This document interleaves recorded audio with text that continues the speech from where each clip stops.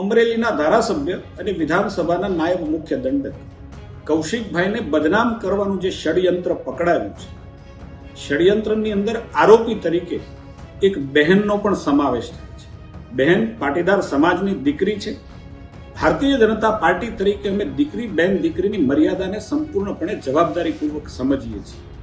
જે પ્રકારની ગેરમાન્યતાઓ ગેરસમજ ફેલાવવામાં આવી છે, દીકરીનું જે પ્રકારે સરઘસ કાઢવામાં આવ્યું છે, હું એમ માનું છું કે જિલ્લાના પોલીસ વડાએ એની સ્પષ્ટતા પણ કરી છે.